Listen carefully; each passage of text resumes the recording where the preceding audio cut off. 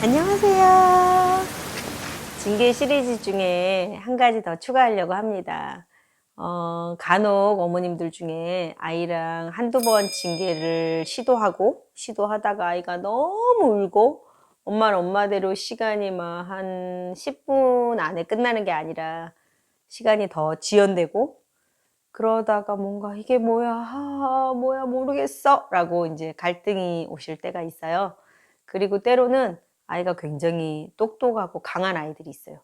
반면에 엄마가 여리고 부드러운 분들이 있어요. 그러니까 이건 유전자적으로 아빠 쪽을 닮았을 확률이 높죠. 그러니까 엄마는 순한 분인데 아이가 아빠 닮아서 강한 애가 태어난 거예요. 강하고 예민하기까지 하다 그러면 그 아이를 이기는 게 쉽지가 않습니다. 그 아이 같은 경우는 엄마보다 조금 더 감성이 세요. 그리고 엄마한테 사랑을 받았기 때문에 이미 우위에 있죠. 아이라 해도 우위에 있습니다. 그런데 엄마가 그 아이가 이제 해도 안 되는 것들이 계속 발생되죠.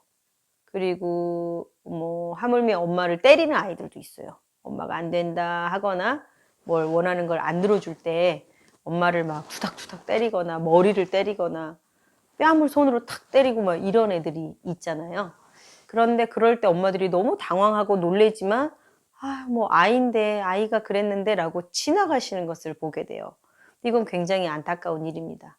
아이가 이제 짜증도 내고 화도 내고 통제도 안 될 뿐만 아니라 거기에 엄마에게 폭력까지 쓰기 시작했는데 엄마가 아니 그럼 애기인데 애기가 말을 듣나 애기가 알아먹나 애기가 이러면서 넘어가시는 걸 보게 돼요.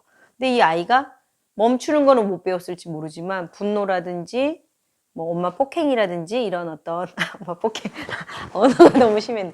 엄마를 토닥 때린 거라든지 이런 거는 점점 커지고 배우고 있는 거거든요. 그러니까 엄마들 중에 난감하고 창피하기도 하고 화가 나기도 하지만 그런데 다시 아이를 이길 수가 없으니까 그냥 이대로 져줘버리는 엄마들을 보게 돼요. 그 엄마들 특징이 한두 번 징계를 시도하죠, 엄마가. 그러니까 뭐 정확하게를 안 하시더라도 화가 났을 때 아니면 너무 아닐 때 이건 너무하다 싶을 때 엄마는 엄마대로 지금 30 몇 살, 40 몇 살이니까 2살, 3살, 4살, 5살밖에 안 된 애를 뭐 어떻게 한번 너 좀 야단쳐야 되겠어 싶을 때 못 치는 건 아니잖아요. 이건 아니다 싶을 때 이제 실작하려고 하는데 이제 그때 이제 거의 너무 너무 힘든 시간이 되는 거죠. 엄마는 엄마대로 야단치고 소리 질렀어. 그리고 정말 안 때리던 등짝을 때린다든지 그날 좀 때렸어. 그런데 아이는 아이대로 센 아이들 특징이에요. 울고 불고 소리 지르고 그 다음에 뭐 물건도 던지고 그러면서 엄마가 정말 이번에 너 이건 아니다라고 한 그날 되려 아이가 훨씬 세져 버리는 거예요. 엄마보다 더. 그래서 엄마에게 막 소리 지르고 던지고 엄마 때리고 근데 엄마가 대충 평상시에 민망하면서 살짝 넘어갈 때 어떤 많이 화가 안 났을 때랑 엄마가 오늘은 정말 화가 났는데 애가 또 그래. 그럼 엄마도 한 칸 더 가시거든요. 그럴 때. 그러면 아니 이것 봐라 세상에 얘가 이래? 하면서 이제 또 하시는 거죠. 또 징계를 더 세게 하다 보니까 이 세게 하고 나서 그때 이제 엄마가 이기면 그나마 그걸로 끝나는데 주로 이 정도로 세져 있는 강한 아이는 엄마가 잘 못 이겨요. 그러니까 애가 또 이기는 거예요. 근데 엄마가 한 번 했고 근데 아이가 했어. 근데 엄마가 한 번 더 세게 했는데 아이가 더 세게 했어. 언제까지 하냐는 거예요. 엄마가 대체 어디까지 세져야 되냐는 거예요. 근데 엄마가 이렇게 세졌을 때 또한 절제를 하고 정확하게 딱 분명하게 짧은 시간에 끝내는 게 아니라 소리 지르고 뭐 하고 엄마 딴에도 너무 포악해지는 거죠. 아이를 확 때리고.